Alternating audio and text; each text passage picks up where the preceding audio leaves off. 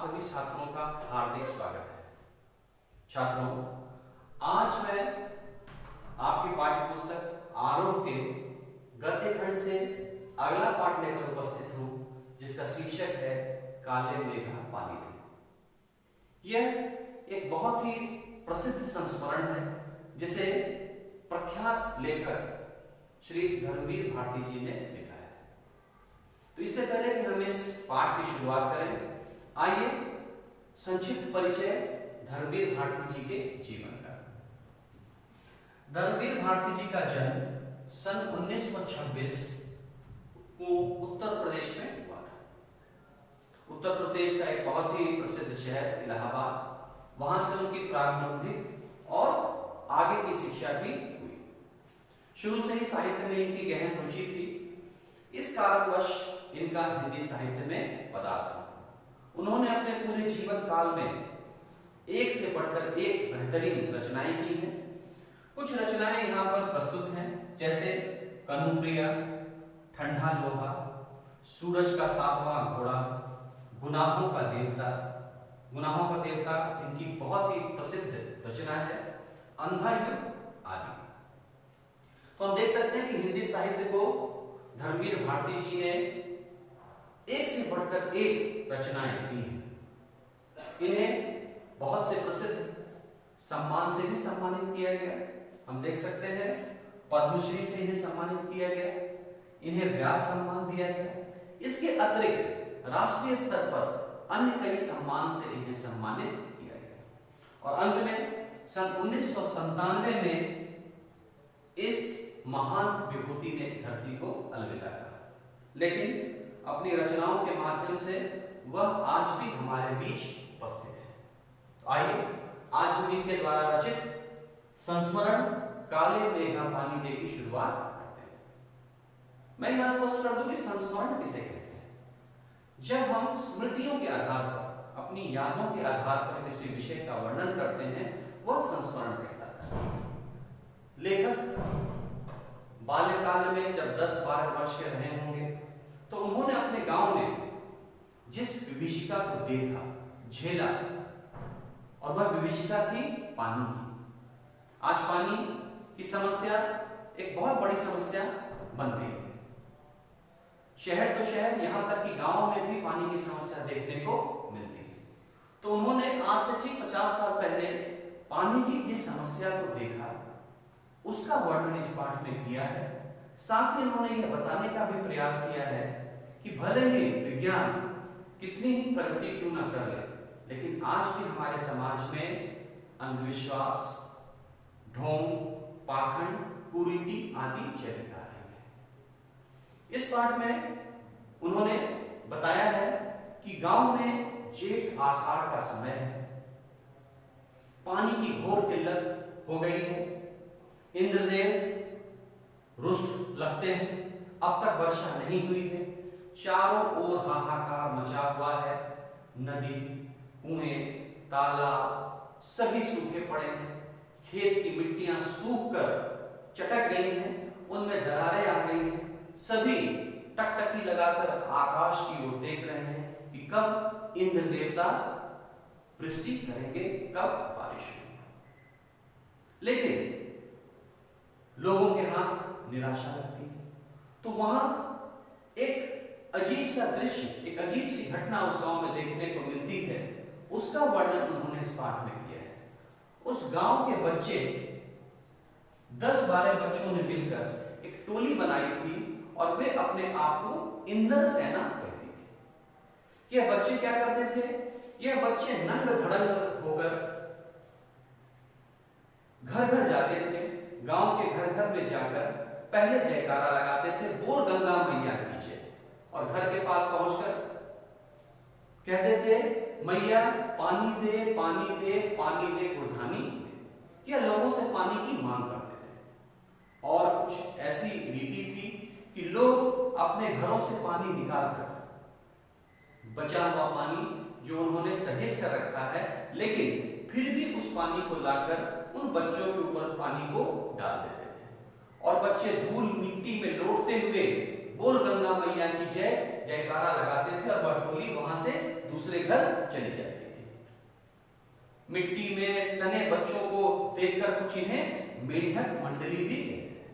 वैसे ही अपना नाम इंद्र सेना बताते थे और कुछ लोग इसे मेंढक मंडली भी कहते थे।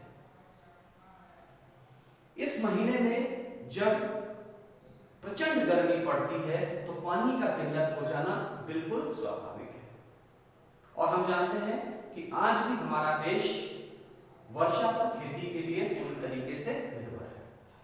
भले ही विज्ञान ने कई अत्याधुनिक उपकरण दिए हों, लेकिन फिर भी आज अगर अच्छी बारिश होती है तो फसल अच्छे होते हैं, पानी की किल्लत नहीं होती।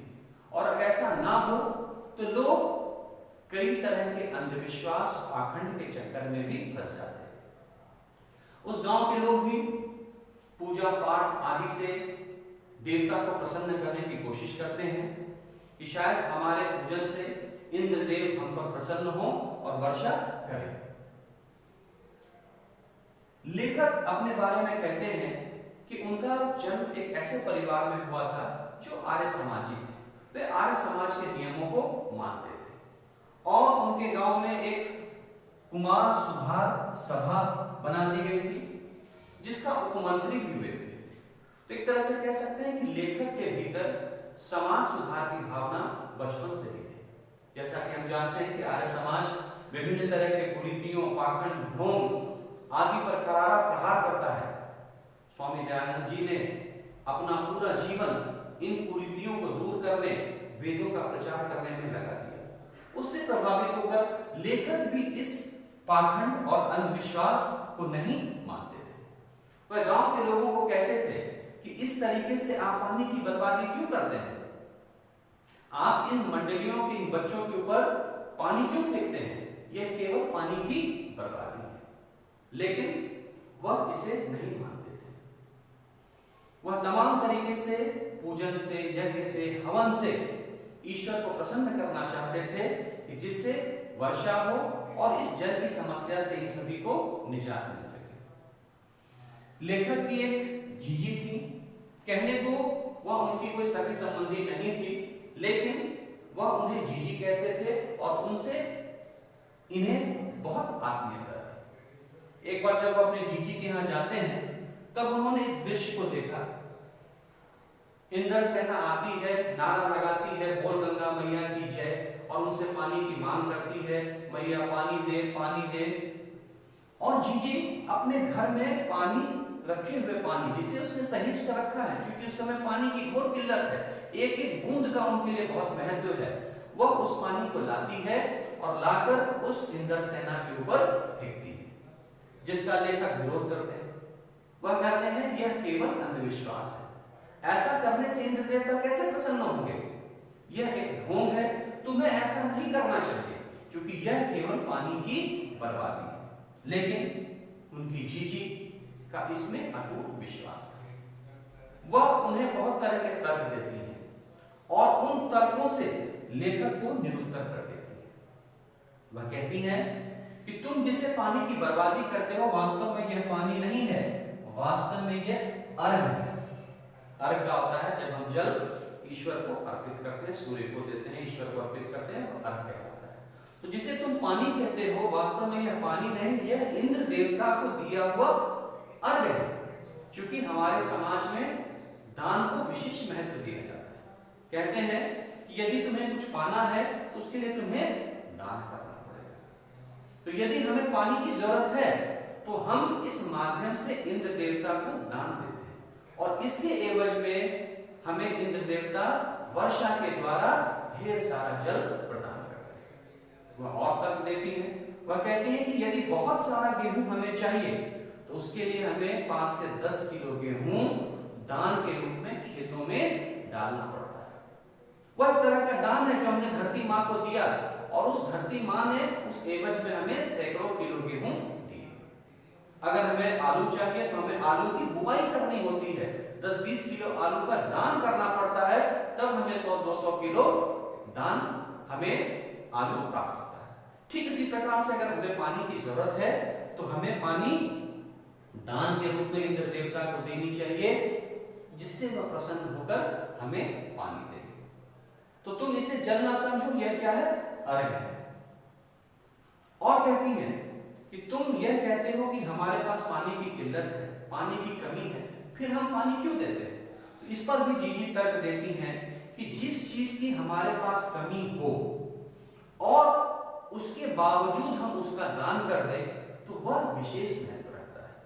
तो हमारे पास पानी की किल्लत होते हुए भी हम इंद्रदेव को अर्घ चढ़ाते हैं, हम उसका दान करते हैं, इसका एक विशेष महत्व है। लेकिन तमाम तरह से उन्हें समझाने की कोशिश करते हैं, लेकिन वह इन बातों को समझने के लिए कतई तैयार नहीं है। वह कहना चाहते हैं कि कुछ सामाजिक ऐसे नियम जो कि सदियों से चले आ रहे हैं, उनका विरोध करना, खंडन करना बहुत ही मुश्किल कार्य है। वह तमाम तरीके से उन्हें समझाते हैं, लेकिन गांव के लोग और इनकी स्वतः जीजी भी इस बात को मानने के लिए कतई तैयार नहीं है कि यह सब ढोंग है और यह अंधविश्वास है। अंत में लेखक का विचार, अंत में लेखक इस निष्कर्ष पर निकलते हैं कि भले विज्ञान क्यों न प्रगति कर चुका हो, हम पढ़ लिखकर आगे बढ़ चुके हैं, लेकिन बहुत सारी ऐसी सामाजिक मान्यताएं हैं, अंधविश्वास हैं, रूढ़ियां हैं, जो हमें आज भी उनको मानने को विवश करती है। आज कई बहुत से पढ़े लिखे लोग हैं जो इन कुरीतियों, इन विश्वासों में खुद को घेरे हुए। एक उदाहरण देकर वह कहते हैं कि हम सभी भ्रष्टाचार की चर्चा करते हैं कि आज देश में, समाज में चारों ओर भ्रष्टाचार फैला हुआ है। कई उदाहरण हम देकर इस बात की पुष्टि करते हैं, लेकिन लेखक साथ ही साथ कहते हैं कि यदि हम आत्मनिरीक्षण करें तो हम पाते हैं कि कहीं ना कहीं हम इस भ्रष्टाचार का भी हिस्सा बन चुके हैं। हो सकता है कि बृहद पैमाने पर हम ना हो, लेकिन कहीं ना कहीं छोटे स्तर पर ही, छोटे पैमाने पर ही सही, हम इसका हिस्सा अवश्य बन जाते हैं। ठीक उसी प्रकार हम कई अंधविश्वासों का, कुरीतियों का खंडन करते हैं, विरोध करते हैं, लेकिन कहीं ना कहीं आज पढ़े लिखे लोग भी इस अंधविश्वास को मानने में विवश हैं, वह इन्हें मानते हैं। अंत में वह उम्मीद करते हैं कि पता नहीं कब वह समाज जगेगा, कब समाज में नई चेतना आएगी कि जब लोग इस अंधविश्वास, कुरीतियों से आगे निकलेंगे और तार्किक तरीके से सोचेंगे। आज हम देखते हैं कि आज अंधविश्वास के कारण कई सारे समस्याएं हमारे सामने आ रही हैं। कई निर्दोष लोगों को यहाँ तक कि इस ढोंग, पाखंड और अंधविश्वास की वजह से अपनी जान भी गंवानी पड़ती है। तो यहाँ पर काले मेघा पानी दे जो उनका संस्मरण था, इसके माध्यम से मुख्य बात जो उन्होंने हम तक पहुंचाने का प्रयास किया कि हमें इन रूढ़ियों, इन अंधविश्वासों से आगे निकलना होगा। जिस प्रकार वे सब इस विश्वास के साथ जल की बर्बादी करते हैं कि उन बच्चों पर फेंका हुआ जल एक क्या है, एक तरह का अर्घ है, और इसके देने से ईश्वर प्रसन्न होते हैं और इसके एवज में वर्षा होती है। यह पूरी तरीके से एक ढोंग है, अंधविश्वास है, कहीं भी कोई उसकी प्रामाणिकता नहीं है, लेकिन लोग उसे मानने को विवश हैं। यह अंधविश्वास उनकी जड़ों में इस तरीके से समाया हुआ है कि वह चाहते हुए भी इससे बाहर नहीं निकल सकते हैं। तो बच्चों, इस प्रकार से मैंने आपको इस पाठ का सारांश बतला दिया। लेखक की जो सोच थी, जो हम तक वह पहुंचाने का प्रयास करते थे, उसकी हमने चर्चा की। शेष आप पाठ को अच्छी तरीके से पढ़ें और पाठ में बहुत सारी ऐसी बातें हैं जो हमें जानने और समझने को मिलेगी। आप सबों का बहुत बहुत धन्यवाद। अगली कक्षा में अगला विषय लेकर मैं पुनः आप लोगों के सामने उपस्थित